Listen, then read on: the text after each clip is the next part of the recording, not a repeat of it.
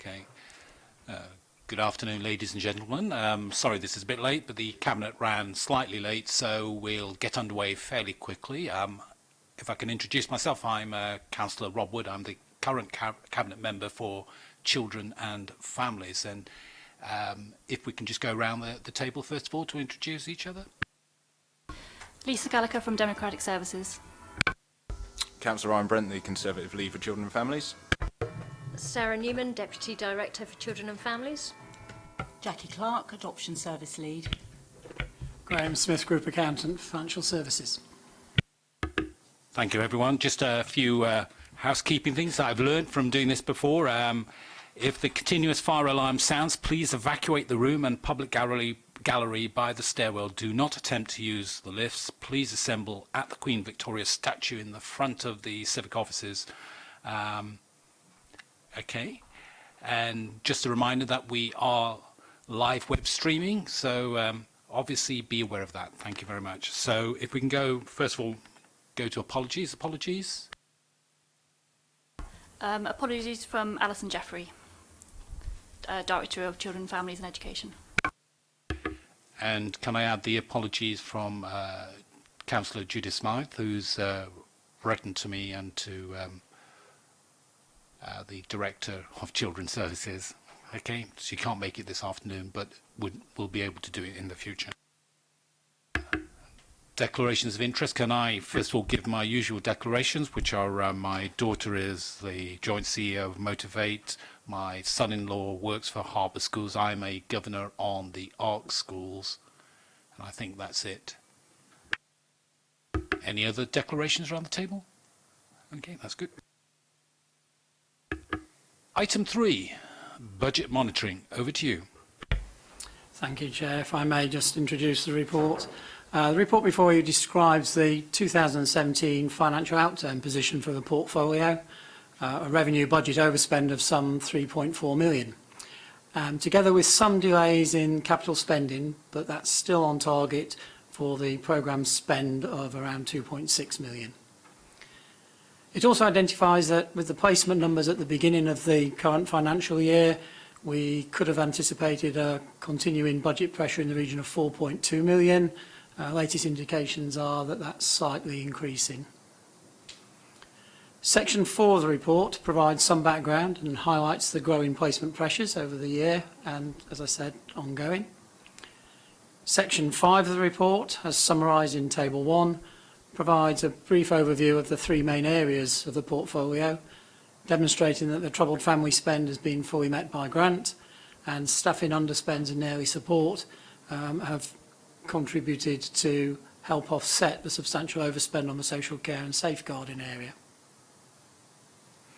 Section 6 of the report uses a service management structure to provide a more detailed explanation of the safeguarding spend position, whilst Table 2 indicates, not surprisingly, that the significant issue is in placement spending, with other operational spending requirements, including specific secure placements, being offset by reduced staffing spend during the course of the year. That's after providing for agency usage. Whilst there are a number of variations explained through the service areas in the ensuing paragraphs, the table in paragraph 641, shows that the placement costs exceeded the available budget by just over £3.5 million, almost fully accounting for the overspend position of the service. Other items possibly worthy of note are the fact that the UM overspend against the budget expectations of around 268,000. There was unanticipated spend on secure placements of around 470,000. We had reduced income from the sale of adoption places, mainly because we were using them ourselves. And there was an additional 109,000 spend requirement on children with disabilities. However, there were offsetting underspends throughout the year, with predominantly in the area of staffing, with the difficulty of recruitments. So vacancies and turnovers produced savings of around 611,000. Section 7 of the report shows that the portfolio capital schemes are still anticipated to spend at the approved levels over the scheme period, albeit that spending in 17-18 was quite low, given that the start of the major scheme wasn't programmed towards the end of the year. Section 8 of the report looks at the potential overspend for the current year, estimated at 4.2 million at the start of the year as a result of the existing placement pressures, and the mitigating actions that have been and continue to be taken by the service. So finally, the report recommends that the following are all noted: that the overspend position and explanations for last year, the fact that the approved arrangements expect the overspend to be met by the service, the ongoing budget pressures and the management actions that are being taken, and the capital programme and its spend expectations. Thank you for that. I think at this point we should note that obviously with the change of administration we're inheriting the budget as is, but it has been for several years and in previous administrations noted that the budget figure for placements has not been adequately serviced and continues to not be adequately serviced. However, one of the things that I've asked, which you've done there, is to break down the placement costs, because clearly we can see from 6.2 it is mainly in the placements. So it is about, first of all, looking at the rising numbers, looking at potentially the cost unit per different type of looked after child, and also looking at measures to try and reduce the numbers coming in by looking at other spend to save areas. So in 6.41, one of the things I'm tried to ask for, and which we're doing now, and I hopefully all members here will help to drive, is a breakdown of the unit costs so we understand individually. So for instance, the type of thing we actually need to understand is although we didn't sell adoption places because we used them ourselves, it must have been cheaper than if we'd gone out, etc. So what we need to understand is the principle of each of these units, that even though the figures may be rising, how we can best deliver them at the best rate. So breaking down the figures so we understand the figures and share them between the service and ourselves will be a useful thing. So ongoing, very good report, really now breaks down the figures, and I open it up for questions. Right. Thank you, Chair. Just a quick question. I know the LGA Children and Young People's Board commissioned Newton Europe to look at the variation in children's services spend. And I know we were fortunate enough to be one of the authorities that were chosen to be looked at. I know that report was published at the LGA conference this week, and I just wondered if anyone had any comments of where we were in comparison to other authorities around the country. Well, I'm going to pass it over because I know we were pretty good, but let the service tell you. Thank you, Chair. In relation to the work that Newton Consultants undertook, it was quite clear that Portsmouth is spending significantly less on children than other authorities, but actually achieving good results despite the low spend. So I think in relation to the work that they produced, certainly Portsmouth is one of the lower spending authorities in the UK. And just to comment on that, I think that's fair to say, but we have to be careful that the low spend doesn't drift into not spending enough to stop things, cause ourselves an issue. So it's a fine balance between finding how we do it and make sure at some stage we bite the bullet and look at the budget. No more questions? Okay, in that case then, if I can move to the recommendations, is everybody happy to accept the recommendations as laid out, which is note the Children and Families Portfolio financial outturn position for 2017-18 of 3.383 million in excess of the approved cash limit position, notes the current expectation that overspends represent a first call against the following year cash limit allocation, notes the ongoing budget pressures within the portfolio as highlighted in the report, and supports the ongoing process of budget review and realignment designed to reduce the projected overspend position within the area of children's social care and safeguarding. And finally, notes that the capital programme spending is in line with the approved capital budget. I'm happy to approve that. Item 4. Okay, the biannual adoption report. Thank you. This report is to update Portsmouth City Council lead member in terms of the performance of the adoption agency for the year 2017-18, beginning 1st of April and ending 31st of March earlier this year. And as the report refers to, the government introduced the adoption reform back in 2012, and since 2014 all adoption agencies and local authorities have been subject to the adoption scorecards. This report will comment on Portsmouth's performance in terms of the adoption scorecards, and will also give some of the outcomes in terms of our adoption service development. So I'm going straight to stage 4, section 4, where in terms of areas that are doing well. So for last year, Portsmouth adopted 30 children, and the positive with that is that many of those children were within government timescales.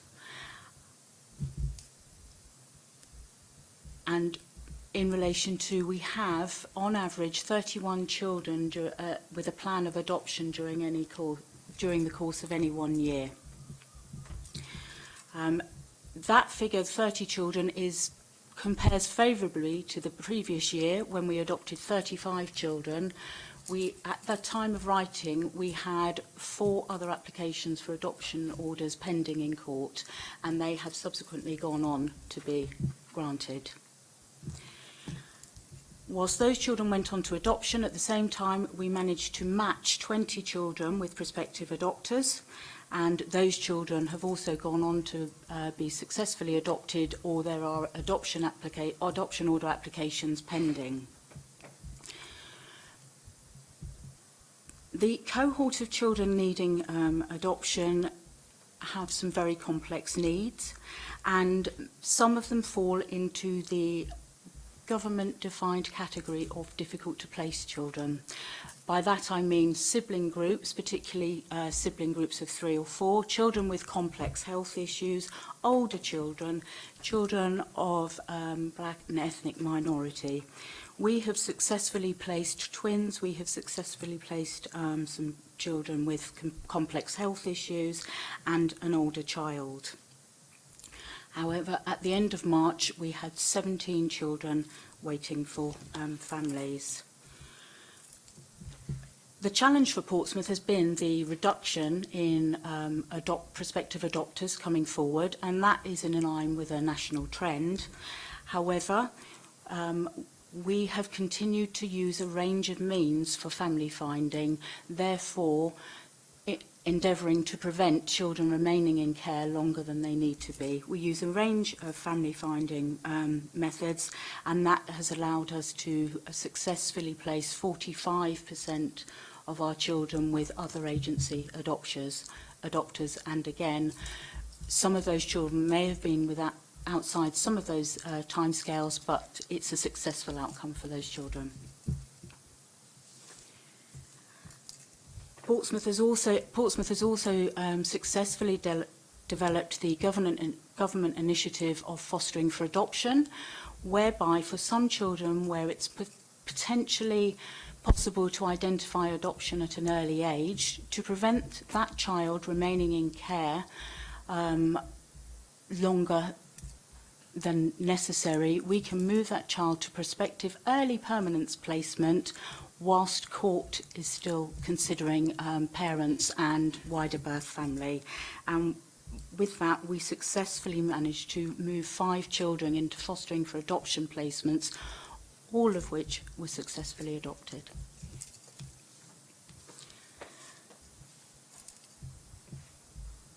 In terms of adopter recruitment, we have been addressing that and we continue to address that this year.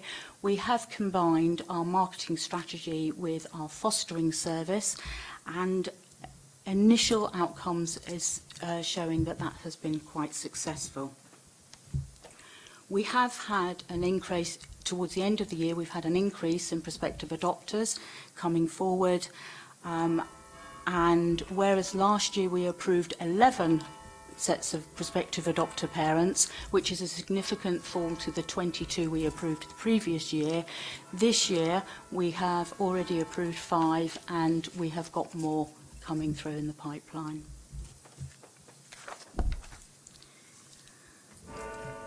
In terms of adopter recruitment, the biggest challenge for Portsmouth is the competitive nature of recruitment now. As I said previously, because there has been a reduction in prospective adopters coming forward, I am aware that the other local authorities, we're all competing for adopters in the same area. For example, I'm aware that we're competing with Hampshire, Portsmouth, Southampton, the Isle of Wight and West Sussex and some further afield. Therefore, you will see in the report that we refer to the development of a regional adoption agency, and one of the benefits for Portsmouth will be that removes the competition in terms of recruitment. I would also add for Portsmouth, because we're unable to place our children within the city for security purposes of the adopted placement, we tend to recruit adopters a minimum of 50, up to 50 miles radius, and we will go further if that placement's right for the child. What this does is have an impact in terms of future support of that placement. If we're going to a regional adoption agency within a geographical area, this will reduce the demand in terms of services going further afield, and it will enable a more comprehensive, more efficient service to be provided to our adoptive families locally.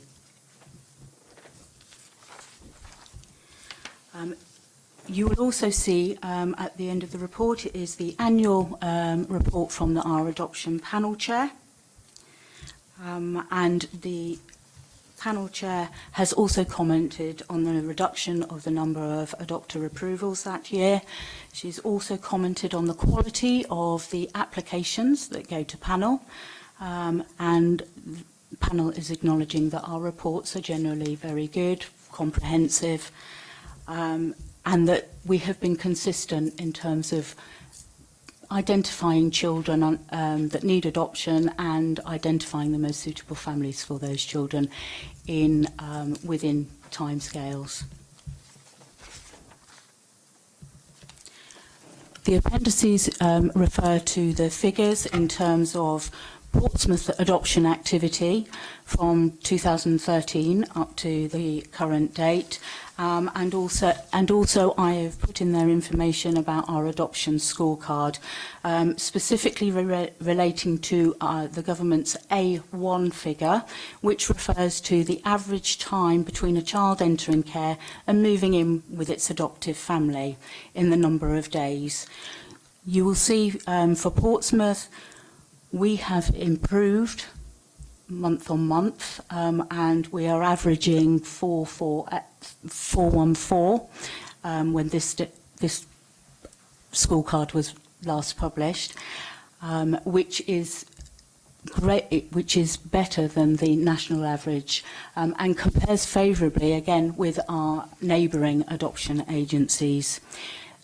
Our A2 figure, which is the average time between the court granting the local authority to place a child for adoption and the local authority deciding that on a match for that child, we have remained consistently in the 200 range, which is higher than the government target. And the reason for that is because we have continued to strive to find adoptive parents for some children with very complex needs that might not have met the timescales, but it has been successful outcomes for those children.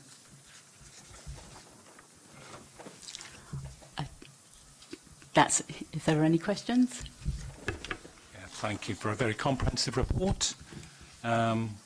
Just a couple of things, because clearly here there has been a drop in the adoptions, and even though it's national, I'm very keen for us to take on board potentially spend to save scenarios and put things forward that may be useful. So for instance, the regional adoption agency, that's obviously could be a good thing in the sense that you've got a wider pool, but it could be a bad thing in the sense that everybody is short and therefore the demand's on you. So one of the things I'm very keen on is if we are doing a regional adoption agency, and you refer to spreading the resource, if you understand what I mean. So if it's at a distance, you have a better working relationship, looking how that the economies of scale, but also the increased resource of a regional adoption agency can specialize in a given area. So in other words, share that specialization.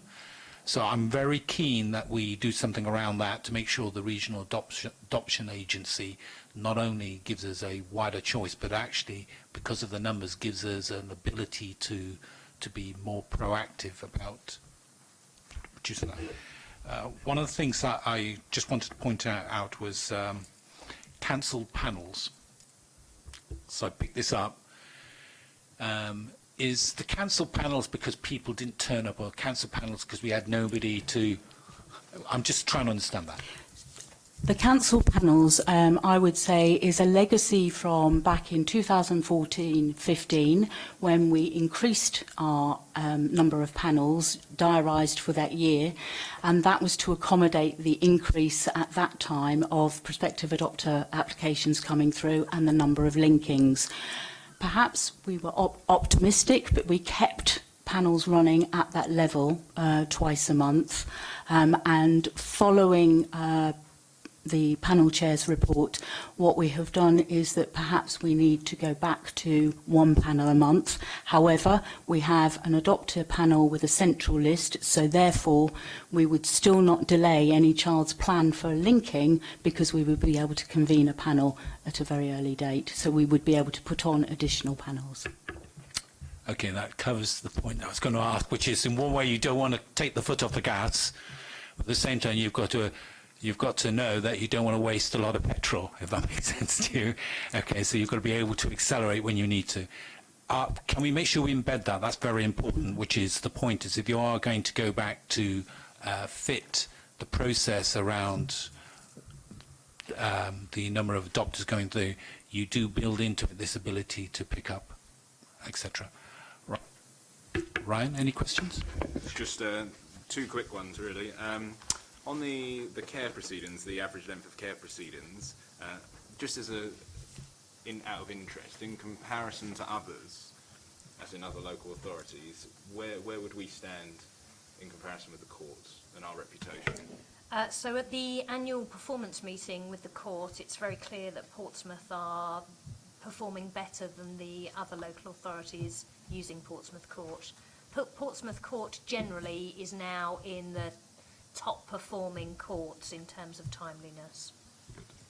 And then just the second quick point was, obviously there was a recruitment event which was at the Spinnaker Tower. Just any feedback on how that went? Yes, that was very well attended.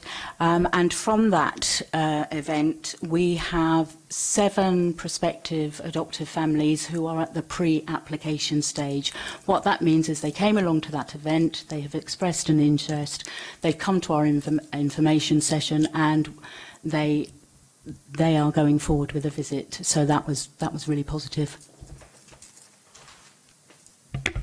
Okay, that's around. Thank you for that. Yes, I did a song and dance there, just to entertain her and make sure they come. But you picked up a very good point, which is I do need to follow through. Which is one of the things that I was very keen on was the feedback to everybody who attended, and I know an email went out to some of us, but I still had people like the looked after children who attended who didn't know the feedback from that event. So one of the things I'm really, really keen that we all do is when we do those events, just the simple numbers sending out to anybody who has any sort of association with it and in the children's services, just to say these are numbers. In fact, I would like to share it with councillors as well, because they need to know that we're running events, and a quick, not a novel, single page, we ran this. These are the number of people that came through the doors, asked questions. These are the ones that currently are in the pipeline. These are things, just some quick stats, just to make people think, okay, that's a good idea. Okay, thank you for that. Any other business? No? I think we can call it a day. Thank you everyone for your time, and the next meeting is September. Okay, thank you.